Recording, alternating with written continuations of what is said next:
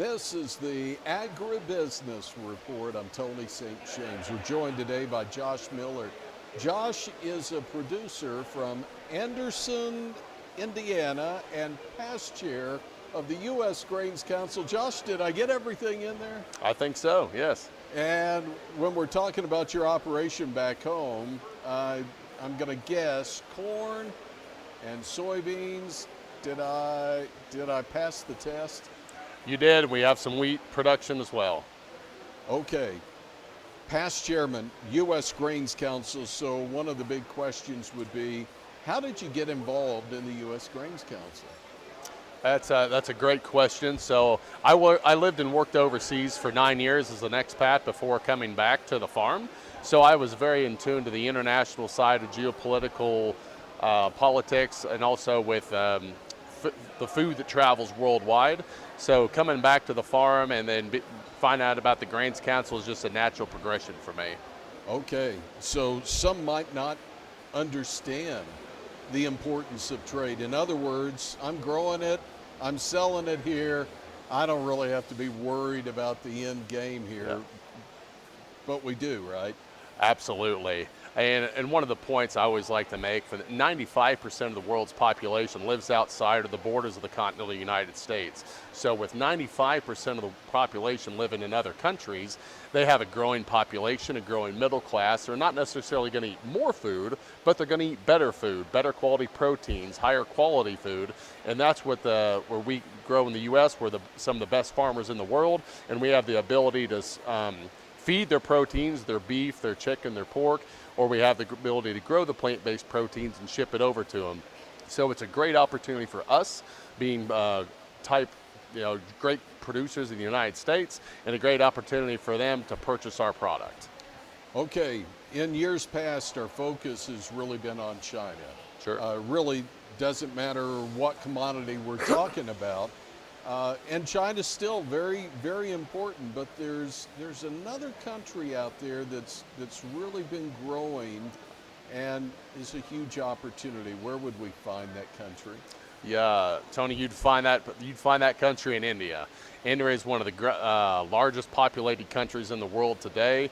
They have a growing middle class, and as we discovered before, with a growing middle class, they want more protein consumption and better quality food.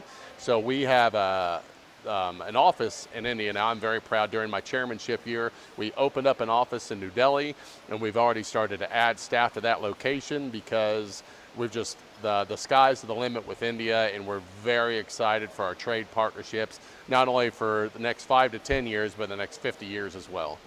Now, opening up an office is not something that's inexpensive. Sure. There's a lot of, money that goes into it, but it's also a lot of, I would imagine, legal work that has to happen, and then finding the right person or people to put in that. Was that part of the challenge?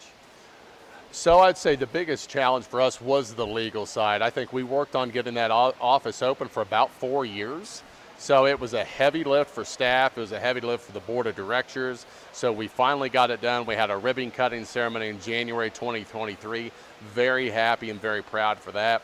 Staff-wise, I really have to brag. We have 108 staff worldwide, and we just have a great opportunity to pick from the pool.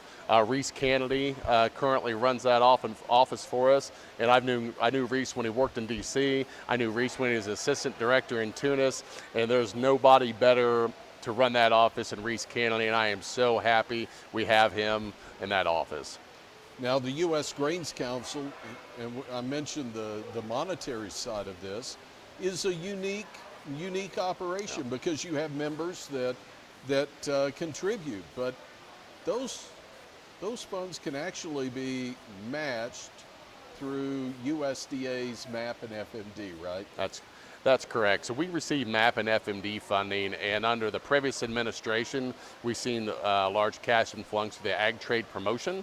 And currently we have a package together for the RAP program, RAPP, and that's also going to allow us to penetrate new markets worldwide, specifically in Africa and Southeast Asia, where there's a lot of ground to be gained there, and we're very excited once that funding comes through, what the ability we're going to have to reach more African and Southeast Asian consumers. Well, we're not long before you'll be rolling planters again back home. right. So I want to go back now to Indiana for just a moment. And as you look at 2024 for your operation, two sides to the coin. There's a challenge side and there's an opportunity. Start on the challenge side, then what do you see as being something that you're really excited about? You know, I'm a forever optimist. I'm excited just to get up and go out and do this every day. I have some friends that are still in corporate America talk about what are you going to do when you're retired. I am retired. My life can't get any better than what it is right now. I love farming every day. I look at all these as opportunities, but one of the biggest challenges we're going to have to set going forth is lower commodity prices. Corn prices, we've had a couple good years, starting to trend down. Soybean prices, as well as wheat prices, are trending down as well. So making sure we're staying financially solvent in the operation while making sure we're maintaining our technological edge that we have it will be a challenge, but also a great opportunity, because iron sharpens iron. I tell my guys and gals, diamonds are made under pressure. So this is a great opportunity for us. Well, we wish you the best with your gold mine or your diamond mine Yeah. here in Thank you. 2024. Thank you very much. Okay, Josh Miller is past chair of the U.S. Grains Council, producer from Anderson, Indiana. We're not in Indiana. We're in Guatemala City, Guatemala, for the U.S. Grains Council's annual membership meeting, International Marketing Conference, and I'm Tony St. James. This is the Agribusiness Report.